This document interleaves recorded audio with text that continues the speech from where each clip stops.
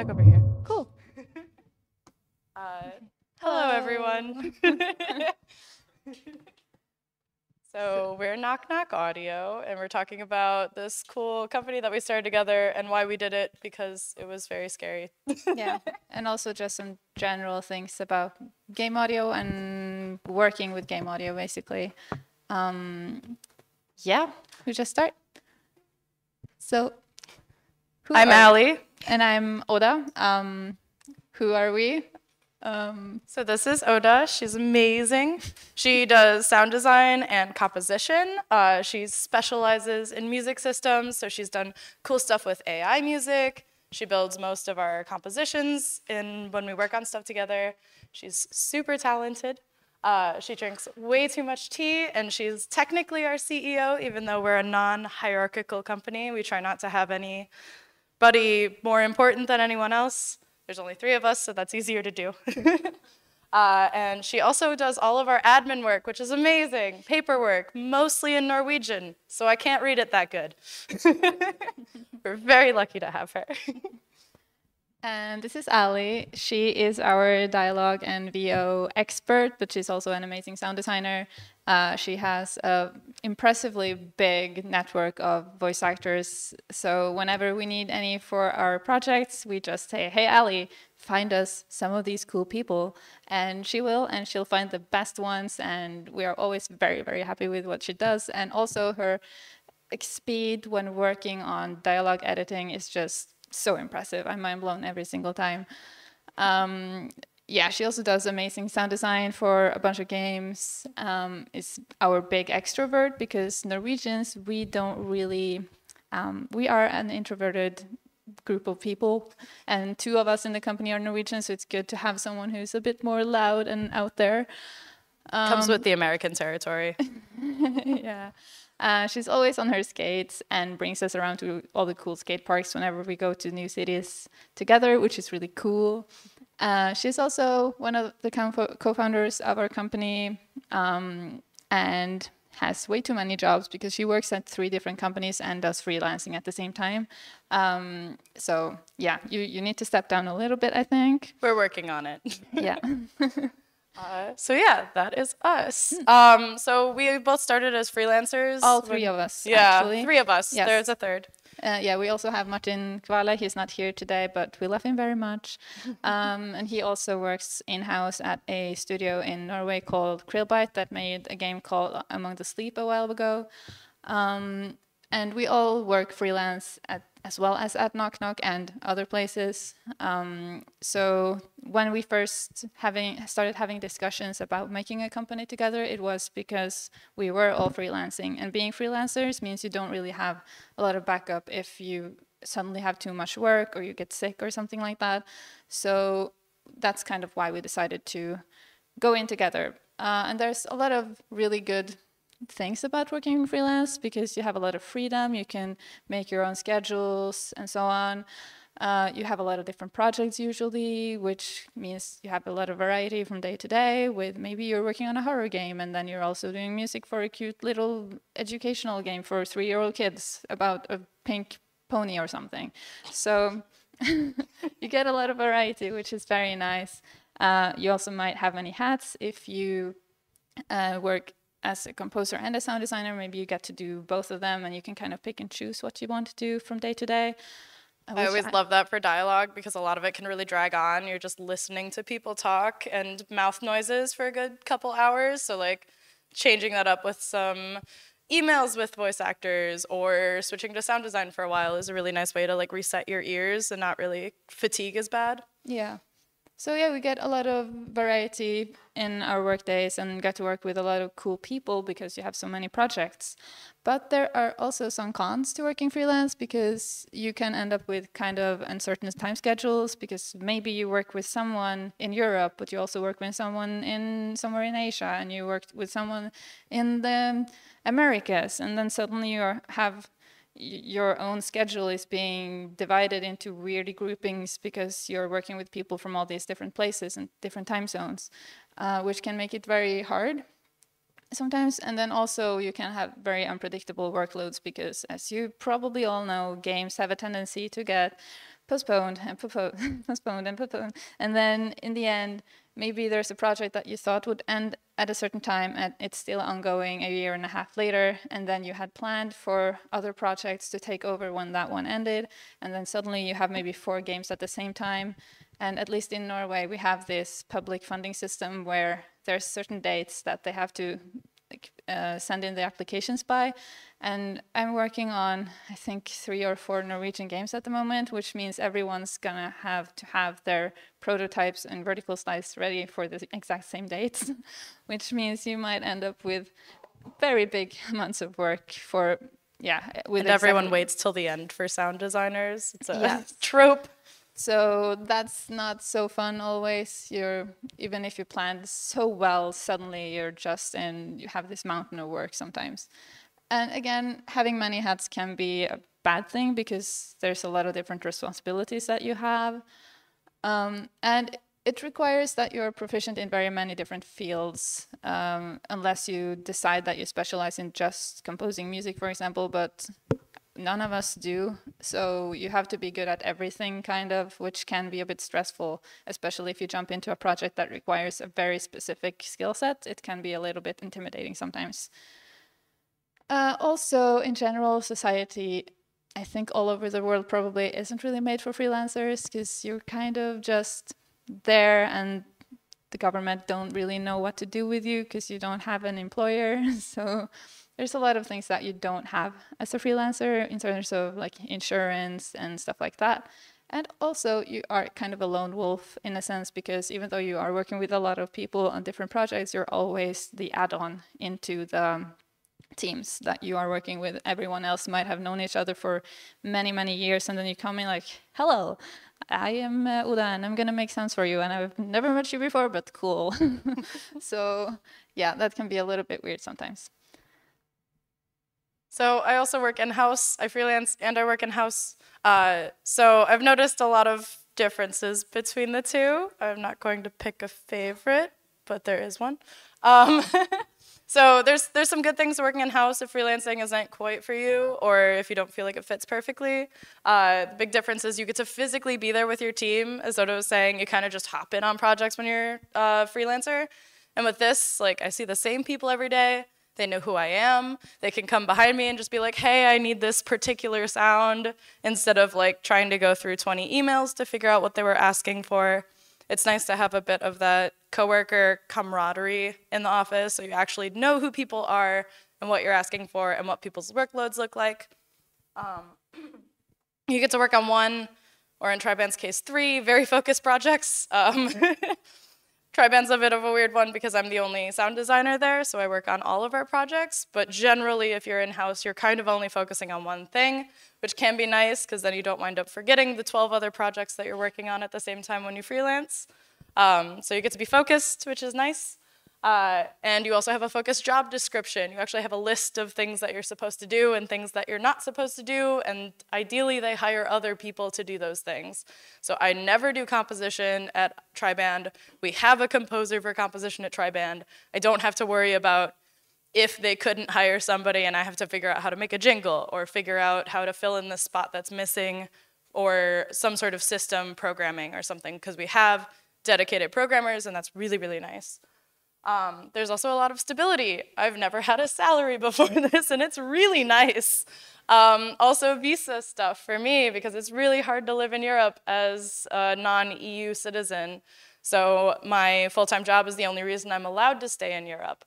So having that amount of stability is really nice, and not having to worry about how I'm going to be able to stay in said country for so many days. And also, everyone knows who you are. It's really nice to not be just in a Discord and kind of aware of each other. It's like you get to party. I mean, I live in Denmark, so we party every Friday. So we all party together. We all get to know each other really well. And it's nice to really feel like part of that team. On the downside, the routine can get really repetitive. I think because we all came from freelance, we're all very used to this chaotic lifestyle of appearing in France and being in Berlin 2 days ago, and also flying from Oslo and Copenhagen regularly and meeting each other up in the different countries. So like we're very used to that travel, so like for me, it's really weird to sit in the same place 9 to 5 every day. It's an interesting experience. I also have way more restricted time off, so these are vacation days for me, which is less than ideal. But at least I get vacation days paid. So definitely a pro-con situation there. You kill all of your darlings. Since you're working on something from the very beginning, you see a lot of features that you're really attached to, like perhaps a car with 3 giraffe heads that pop out and attach to things with their tongues, and now it's not in the game anymore. And I made a really good raspberry sound for it. It was just like all the time. It was amazing, and now it's gone, and I still think about it every day. So sometimes you make things that you're really attached to, but it's a prototype, and the entire thing is gone the next day. And you're like, cool, I wish I was at the meeting that you said you were going to get rid of it, but whatever. So a lot of stuff comes and goes very quickly in-house. And you also have a little bit less creative freedom. I do really enjoy the games I'm working on there, but they are all comedy games, comedy sports games. If you've seen What the Golf, that's a pretty good example of what the rest of our projects look like as well. So trying to be funny every day with sound is a little hard, which is why the variety of work is really nice for my other projects. However, I want to make sure that everything really fits together in all of the titles that we work on, so I don't really get to push different ideas. I don't really play with creepy sound design or dark sound design or big sound design. It's all made for iPhones, so I have a limited amount of stuff that I can use at this job. And then I'm still a tiny bit of a lone wolf because audio, for some reason, we're just very forgettable people somehow. Everyone's like, oh, I made this great prototype, and I'm like, or like a video for pitching to Apple, and I'm like, hey, when did you do this? Because I could have helped. And they're like, oh, yeah, I guess you could have. My bad. And for some reason, I'm still fighting that stereotype, even though I work with them every day, all day, for almost a year now. But it is better than in freelance, for sure. So there's good things, there's bad things. Wait. There we go. So that's partly why we created NokNok. Yeah, and that's Martin in the corner. Yeah, that's why we decided to make a company. Next one. Yeah, and this is all the stuff that we do. We do dialogue editing and voice casting, composition and implementation, and we share a lot of the workload, and we're able to do more things together because we're collective. So things that I don't specialize in, Martin and Oda can do for me, and we also do conference talks, obviously.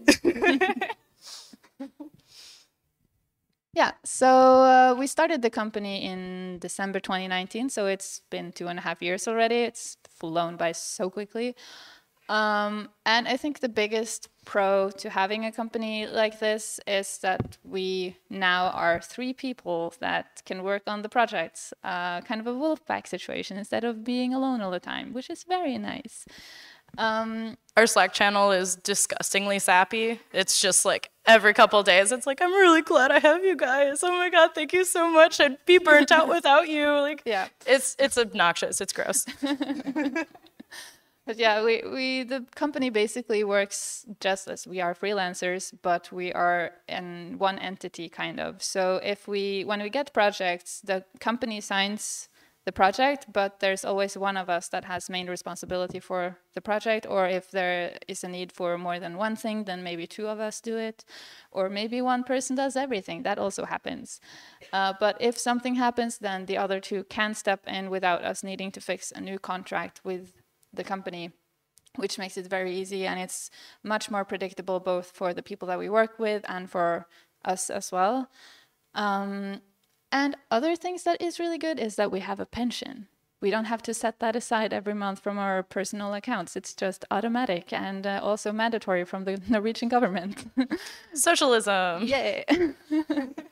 And then there is NAV, which is the Norwegian Labor and Welfare Administration, which means that if we get sick, we have free healthcare and all of that good stuff, which we have to sign up and pay a little bit for to have access to if as freelancers, which we now don't have to do. We have paid vacation and sick days, which is also really nice. It's 5 weeks of vacation every single year. Which Again, good thing about Scandinavian countries. Yeah, but honestly, at this point, the hard part is taking those 5 weeks because there's so much work. So we're kind of struggling on the opposite side of the spectrum in a little bit. But Speaking of too much work, we also get to offload projects on each other, which Oda is very guilty of not doing enough. Yep. It's really common for us, especially as freelancers, to have like a giant pile of work suddenly, as you were saying, all the deadlines wind up on the same day. So then if Oda is at our weekly meeting and just shaking out of stress, we could be like, Oda, what can we do to help you? Please give me your project files and I will do it for you. And that is something that is so nice to have, because as a freelancer, you'd have to subcontract, you would have to go through the people and be like, hey, I would like to hire this other person. Are you okay with that? But from the very beginning, we already talk about that with the people that hire us. So I could just be like, give me your work. I'm gonna do your work. Yep. Take a break, get some tea, go to bed. And It's nice. it's really nice because it's very common, especially among people in game audio, that they burn out. It's so ridiculously common. So we're trying to kind of change how things are a bit, I guess. Healthy work-life culture. Yeah. And then also, as a company, that means that none of us, if the company for some reason goes bankrupt, no one is financially liable. So we wouldn't personally go bankrupt the way we would as freelancers, which is really nice because no one is going to come and say, hey, we are going to take your money and you have to live on the street now. That's not going to happen because it's the company that goes bankrupt, not us personally. And I've been thinking a lot about this, and I think the only con to having a company is that it's a bit more paperwork, but it's 100% worth it, is my conclusion, because there's all this other good stuff. So I'm very happy to spend a few hours every month just sitting with the papers. It's extremely worth it for me because she does our paperwork. So thanks. So the big part of this is that we get to work with a lot of other people. That's kind of what drew all of us to freelance work in the first place, and we still get that through our company. It's a lot of, hey, this person has a really exciting game, and we get to be part of it now. So a lot of it has to do with communication and cooperation and things like that. So that's why we kind of did this in the first place. We get to work with people that are local and people that are kind of far away. Yeah, so some examples of more local people are Martin, he is in-house at Krillbite in Oslo, and we live in Oslo.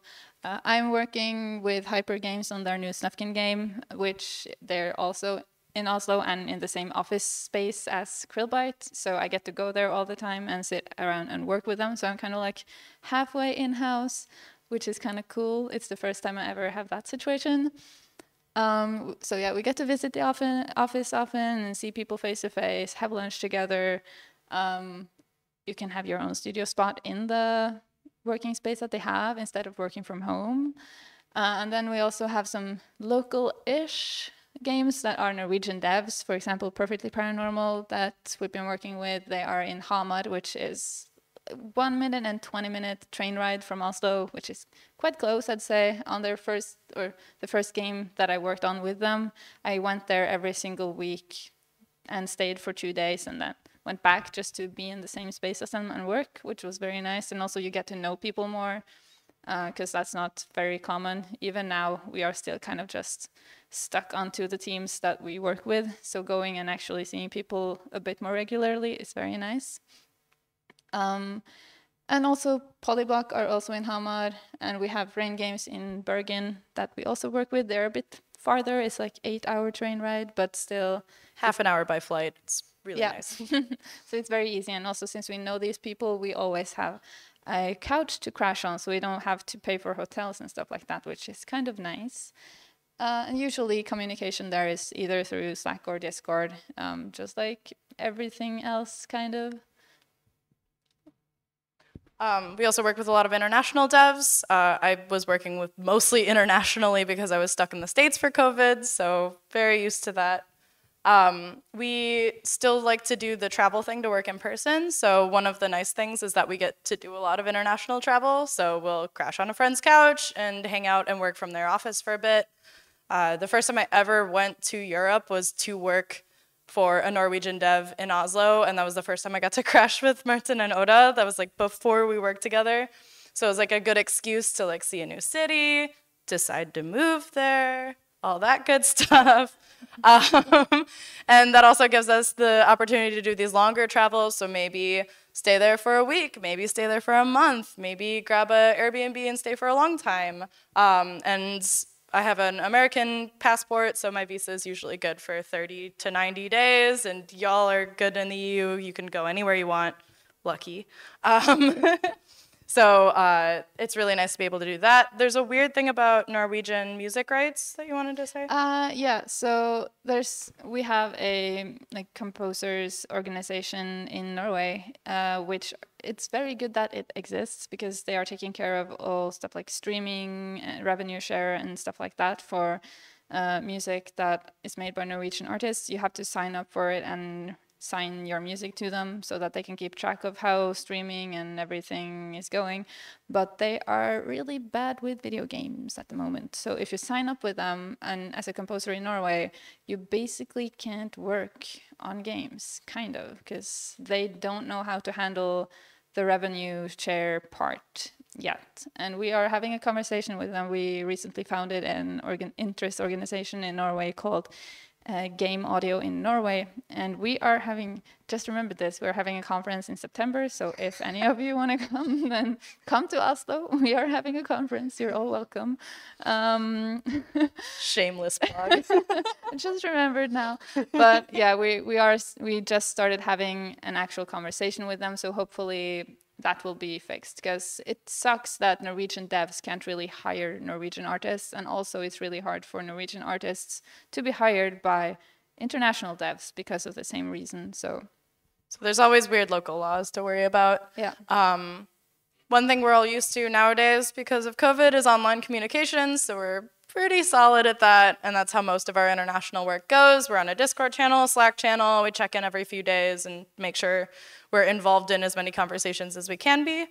The big downside is time zones. If anyone's worked from anyone from California here, that's a nightmare. Yeah, I recently had a meeting where one person had to get up at 4 a.m. and the other one was, so that was somewhere in the US, and the other person was, I think, in the Philippines. So yeah, not the best. I've had to run a couple recording sessions that the voiceover was too important to switch the time, so I was up till 3. I was at 3 a.m. to 4 a.m. listening to a Disney actor say multi-ball, super multi-ball for like 3 hours in the middle of the night. Sometimes it happens.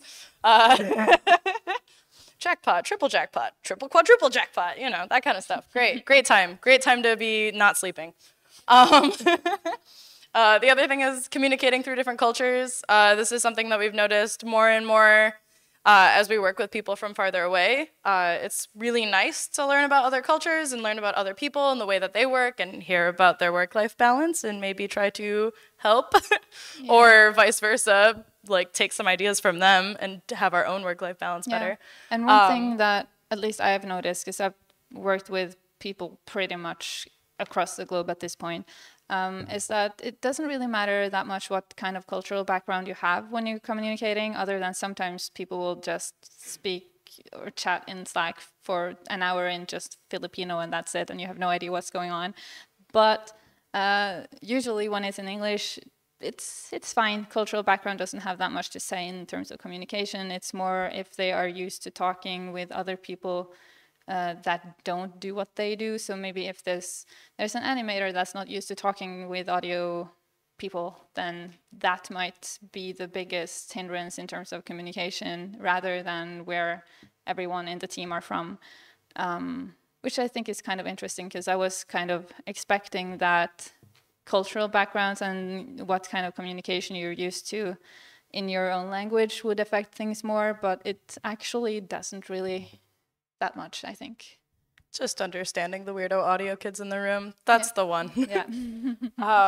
So, yeah, and then I forgot what we were talking about here. I think that's the one that I just had. Yeah, I think it's just like the Let's move work-life to the balance next and one. stuff. Yeah, next one. Yeah. So we all have our horror stories, and we just wanted to touch on them just a little bit, without naming any particular names. But these are a lot of things that we've noticed go wrong on a couple projects, and it's interesting to do a little retrospective to make sure that it doesn't happen again, and other non-audio people know how to avoid it. So one of the big things I've been noticing, especially with everything being online, is not feeling fully integrated into a team. So a particular project that I did a test contract for, they like refused to hire me for the full project, even though I already did a work test and they liked it. And they're like, okay, we'll test a contract. And I'm like, okay, can I get the repository? And they're like, no.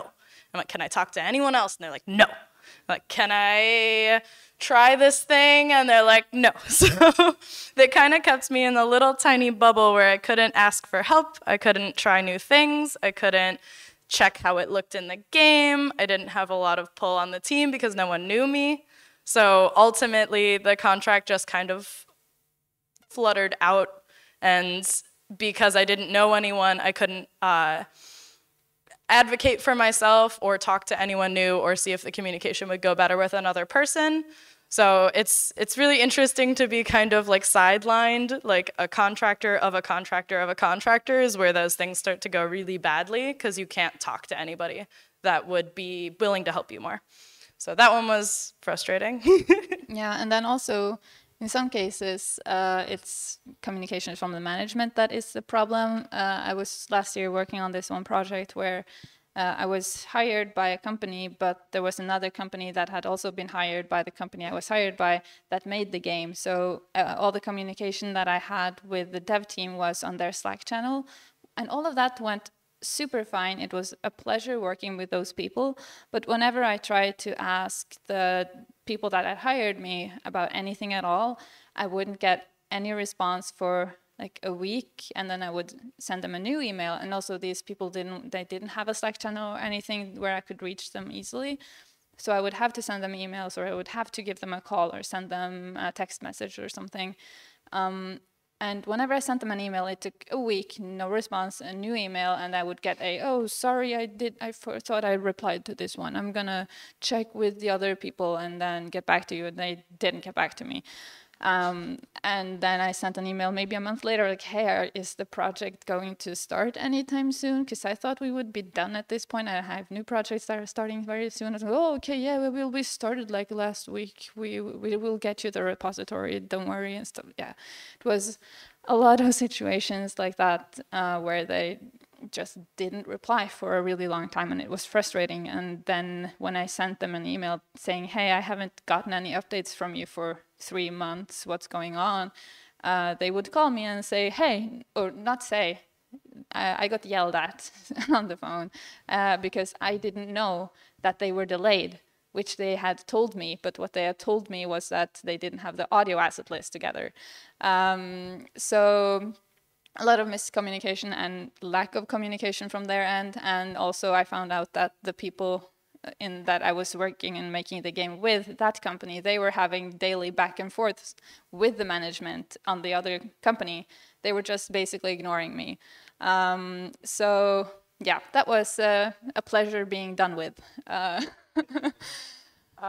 Another one that we had was, it actually went really, really well. We did the first 2 levels, I want to say, they were of this extremely project. happy with what we did. They were so sweet. Everything came out amazing. The game was like super playable. It was a full vertical slice of the first 2 levels. We had great dialogue. We had great sound effects. And then they were like, okay, we need to take a little bit of time to start production on the next one. We'll do our animations first, and then we'll send you the list of stuff to do for the audio after. And so we don't hear back from a month. We double check. They're like, yeah, no, we're still animating. Cool. Wait another month. Still get the same response. Wait a 3rd month. And then we got an email that sounded like a breakup. Yeah. It was like very weird to be broken up with professionally, but it was like... Yeah, because the first contract was just for the initial 2 levels, and then they said that, well, we'll renew it later when we know if we want to work with you or not. Yeah, and they were so happy with everything. So this kind of just came out of the blue, and we were all really upset because we liked the game so much. So it was essentially, they told us that they wanted to ramp up production and that they didn't think that the 3 of us can handle the work. And we're like, we have a huge network of subcontractors. We could say no to future projects. We could change our work hours. We could do a million other things if you had just told us. And then we found out that they had already hired the other people without telling us or talking to us at all. So yeah, it was like kind of being cheated on. It was real weird, kind of painful. May have been way too upset about it. Yeah. But yeah, that one was very odd. And then the last one was... Yeah, another thing is things just going quiet. Not that you're not getting feedback on anything, but just suddenly, without any kind of warning, all the channels where you were communicating just goes quiet, and you have no idea what's happening, and you reach out to people and there's nothing. Which is really sad, because you feel like, okay, there's something going on with the people and I'm worried about them, but there's nothing I can do, which is really sad, and I don't really have anything more to say than that, but it happens as well. So you may notice that there is a theme here, and the theme is quite obviously communication. Please fucking talk to each other, just please. Almost every problem with every project we've ever been on comes down to was not talked to, did not talk about blah, did not fill us in on blah. Yeah. So it's just the biggest thing about freelancing, the biggest thing about working with a team in general is just having communication skills. They're more important than your work skills. Yeah, they will save your life. Especially when it's with people that are hired to do work for your company. It's so important. So please, if everyone in this room gets better at it, then that's a big improvement in the industry, actually. This was just a PSA for communicating with your devs. So we want to be brief on the COVID shit.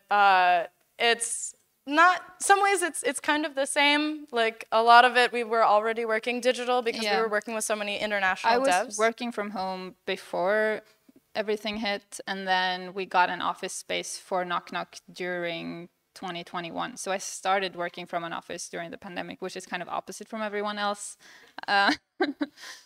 But yeah, in most ways, things were pretty much the same because we were working with people from everywhere already, and everyone was online to begin with. The one thing that made things more difficult was that because we work so internationally, that different teams would suddenly be in lockdowns, which would cause them to not be able to work and stuff. So it was kind of feeling out which project is it possible to work on. Are people back enough now that it's possible to work on this again? How long is the delay going to be? No one knows how long the lockdown is going to last, etc. That was the biggest impact, I think, on work.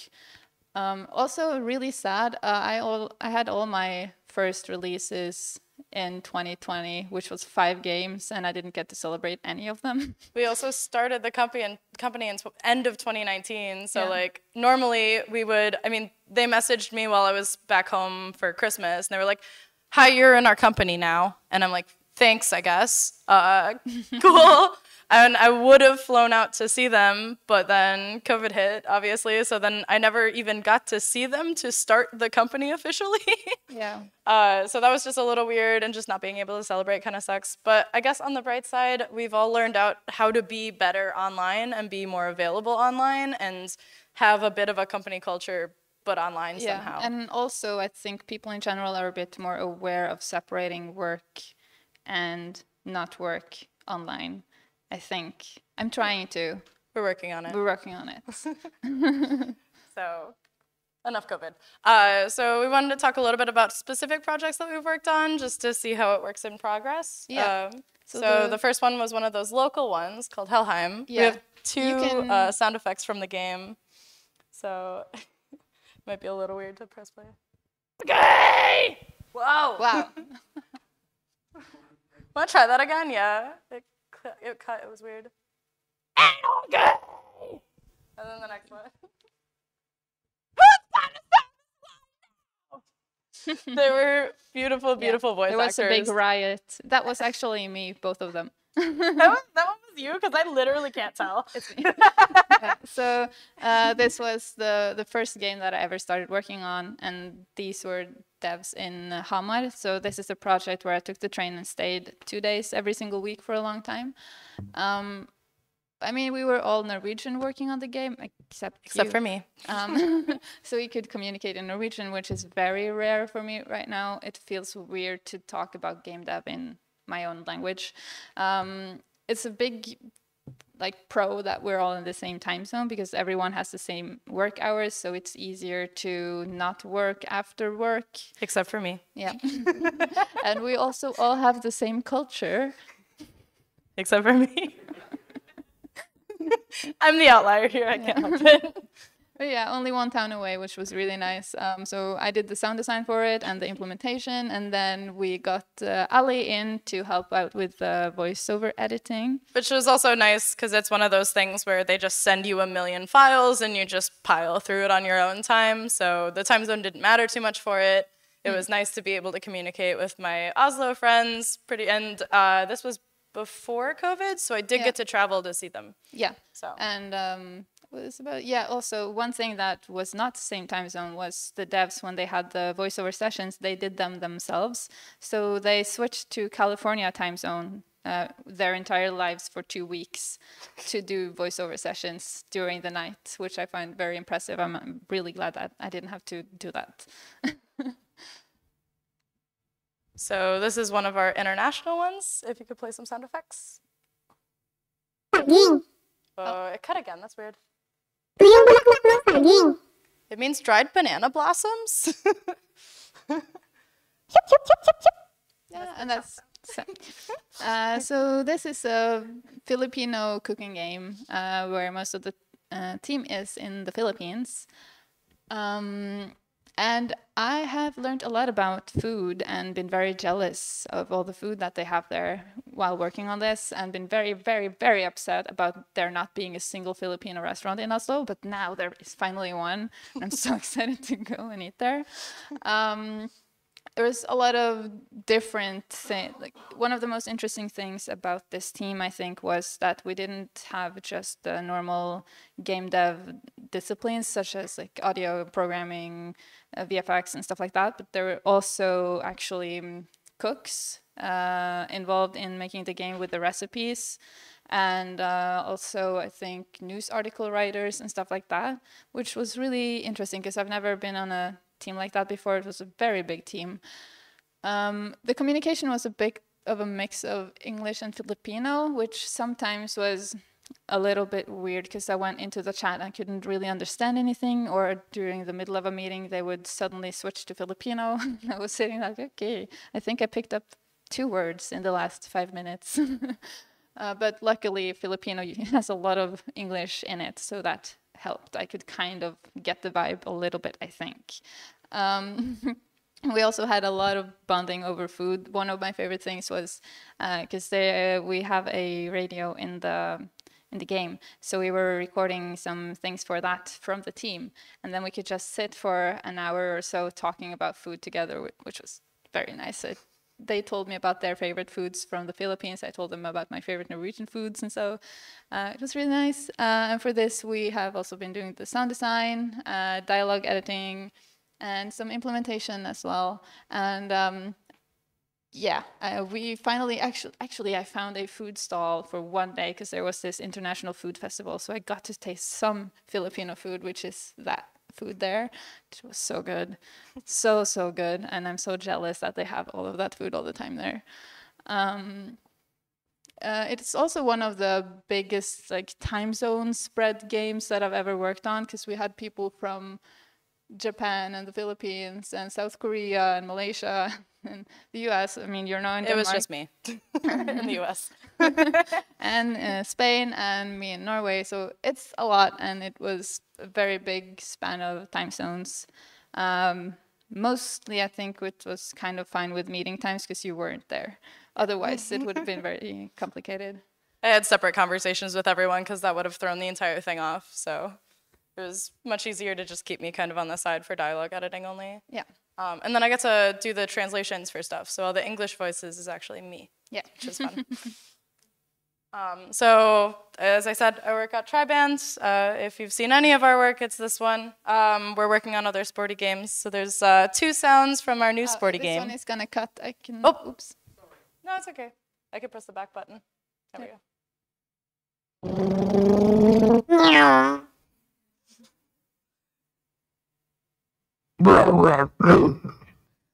Those are actually both me. If you couldn't tell, we're working on a racing game. But that's all I can say. There's a lot of bears in it also. But yeah, so this is my first time working in-house in games. I worked in-house as a sound designer for HR type thing, which was very different. But this one has been really nice. It's the reason I'm in Copenhagen, which is a great town. I love it. Everyone can visit. So this is the reason I have my visa. If I didn't work full-time, I wouldn't be allowed in the country at all. I also have like a minimum amount of money I'm allowed to be paid to live there because they don't want unskilled labor, aka immigration law, whatever. We're not gonna get into it. I can complain later. It's really nice to be in person. When I was freelancing, I never got to see everyone each day, and like it gets a little, I'm very extroverted. I like people, I like being around people, so it's nice to have desk mates and fika time, which is just Thursdays we eat cake and stop working for 2 hours, and then Friday bar, which is we eat cake and stop working for 5 hours, and then Denmark culture is really interesting. So we're currently working on 3 projects at once, and I am the only sound designer, so I do still get a lot of variety, but not quite as much. It's all still in the same universe, the universe, I guess. So the other thing that I was complaining about earlier is that I don't have the flexible work hours that I used to have, so it's still nice. I come in at 10 and I leave at 5, so I'm very lucky, but I hate working in the morning. I'd rather work at 2 a.m. That's how my brain works. I don't get to do that anymore. And having a salary, that's crazy. Whoa, stability, I love it. So that's kind of the big difference of this project. So yeah, in conclusion. Yeah, communication is the most complicated part of our work, basically. We make sounds, but we mostly just talk to people and make sure that everything is communicated properly and that we're communicating the right feedback in the game too. That is what sound design is. That's what dialogue is communicating the concept of the game. It's a lot of communication for something that they never talk about at school. Yeah. So we have to adapt and evolve all the time depending on the project and the people that we work with, just like tofu, which can be used in a lot of things. And we're just happy. It's really, really nice to have other freelancers because, like, I mean, even before we worked together at this company, we were constantly like, oh my God, this sucks, or oh my God, this is so nice. And we were still having that like work even more all the time. Yeah. So and get paid to do it. Yeah, having people on the front lines with you with the same opinions, the same problems. And I think also one thing that we haven't really talked about is that when it comes to the contracts and stuff, it's really nice to have someone else to bounce ideas off. Because, for example, if I have a contract that I'm signing with some new people and I see some things that I don't know about this and this and this, I can just send them the lines of the contract. Or ideally, everyone reads through the contract together and then we sign it afterwards and stuff like that. So it's also nice. Negotiations. Yeah, negotiations. It's so nice because Martin will be like super like, oh, humble, like, oh, I shouldn't, should I ask for a rev share? Should I ask for this? And we're like, bitch, you're worth it. Yeah. Ask for more, 10 more %, 20 more euro an hour. You're worth it so much. So like we get to hype each other up. Yeah. And our emails get to be like the right tone because we kind of collaborate. Yeah. So like they'll write something really nice and I'll be like, no, more Angry. swear words. And I'll write something furious, and they'll be like, tone okay. it down. So it's really nice to have that like admin stuff, like somebody to double check it so that we have the perfect tone. It winds up being usually. Yeah, and it's easier to do, like initially we would, like before we started this, we would reach out to each other for feedback and stuff anyway, but it's way easier to just do it when you officially have someone and they are also tied to you, so you don't feel like you're bothering anyone by asking. So that's or like that weird, oh, don't talk about how much you're making attitude. Like, we're making the same amount. We work together. Obviously, it doesn't matter. It's better for everyone if we get more anyway. And also, everyone talk about your rates because it's really helpful for everyone. Yes. Let's have the talk afterwards. I'm sorry, I'm just starting like a revolution on stage by accident. So yeah, that leads us to the questions. Almost exactly on time. Perfect. Oh. So yeah, we would love to chat with you guys.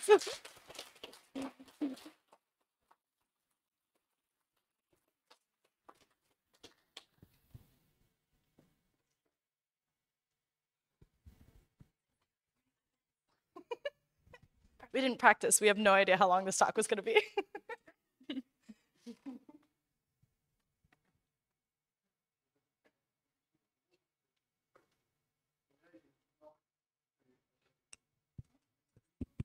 Ouais, c'est bon. OK.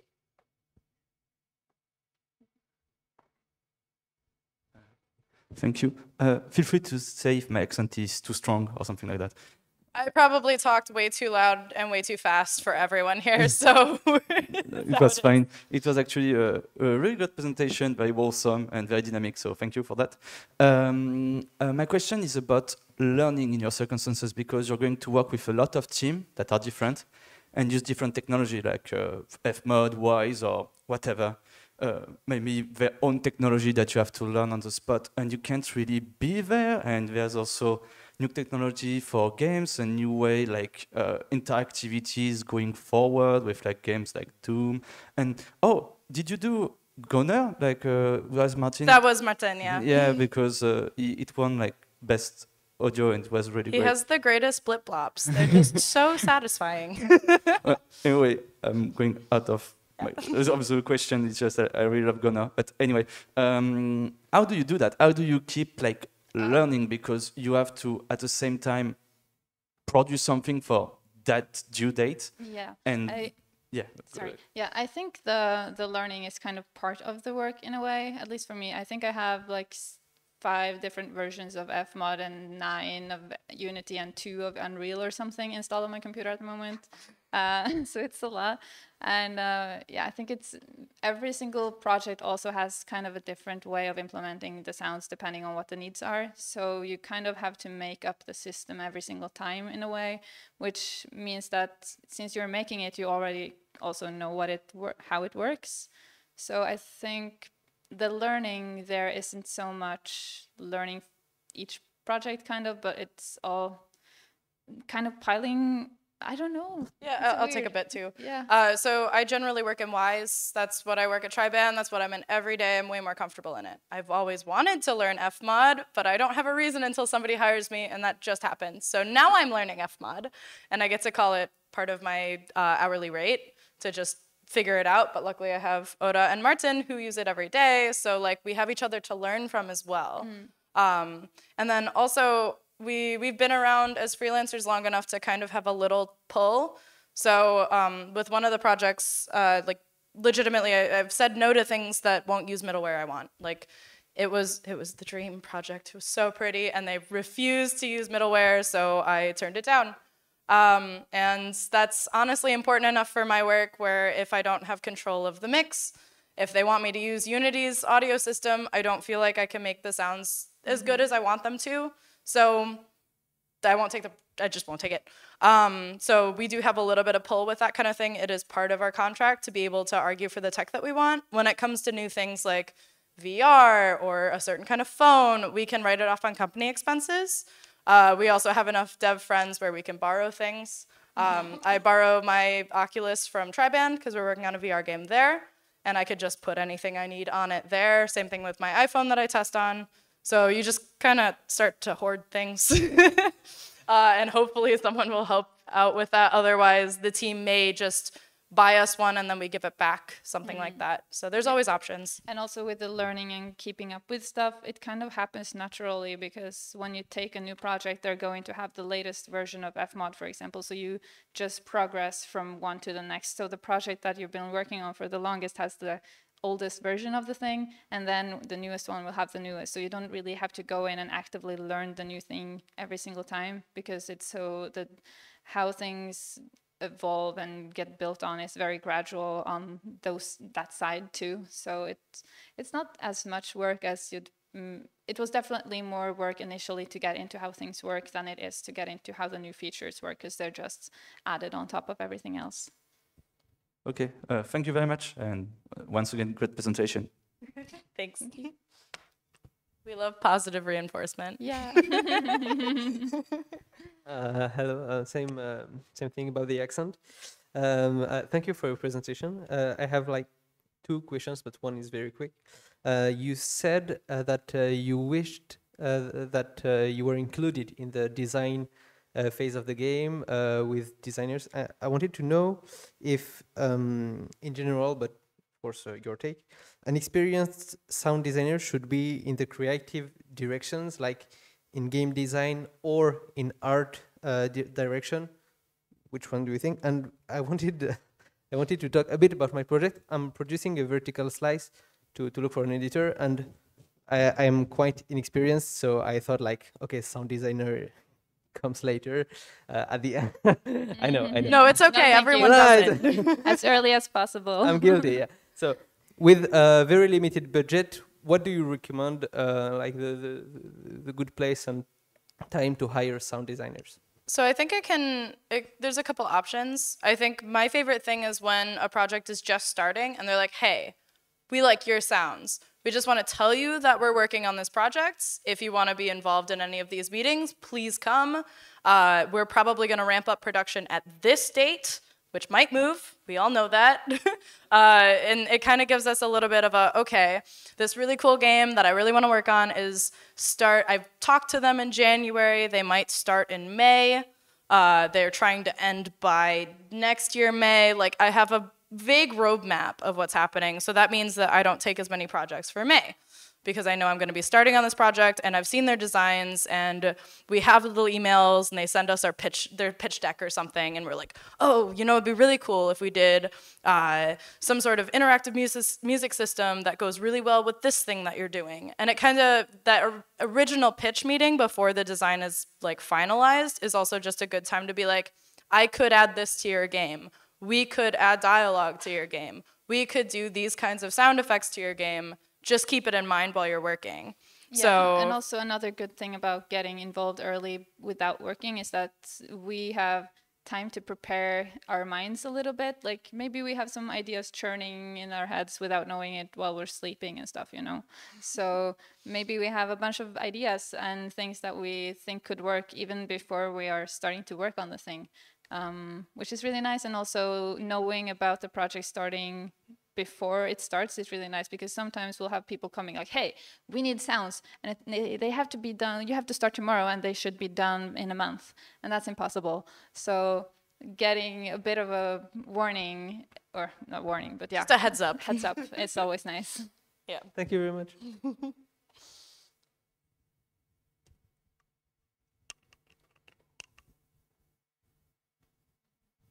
Hi, thank you for this presentation. Thank you for saying that sound designers should be involved earlier in the processes.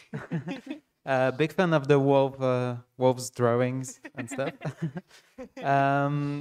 My question is, are you sometimes fighting over artistic decisions, or like, I don't know, choosing the right sound engine and stuff? And how do you cope with it being 3 in the studio? We have never had a fight, actually. It's really impressive. Yeah. We pretty much always agree on things, I think. I think we also picked each other as co-owners because we respect each other's work a lot. Like, both of us met Martin first. He's been in the industry for a really long time. As you guys probably have seen, some of the games he's worked on, like Gunner, his style is very specific.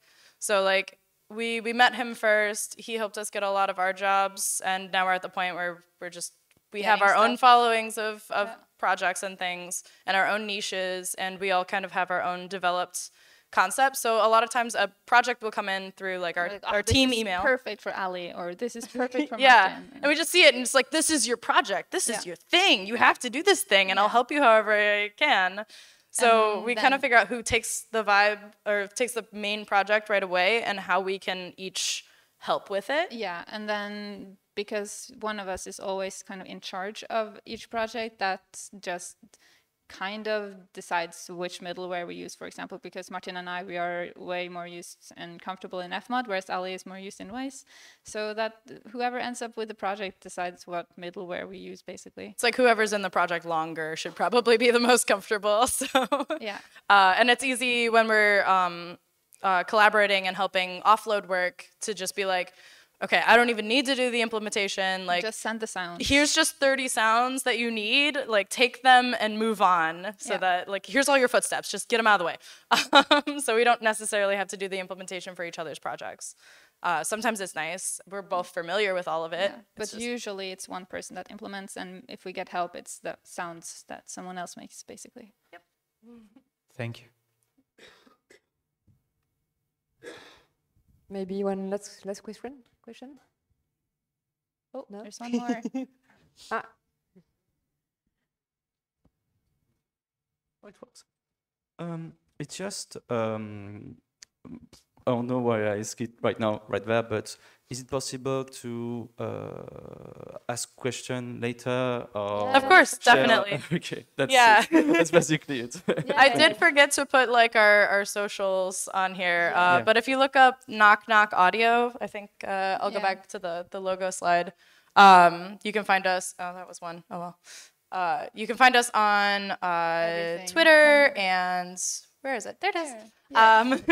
So NokNok spelled like that, and audio. You can always reach out to us after this conference. We'll be around for a bit. So please ask us whatever you need to, like specific questions. We would love to hear them. Yeah. I don't have my timer going anymore, so I don't know. Okay, thank you. Thank you very much for both, for Ali and Oda. Thank you. Thanks so much for having us.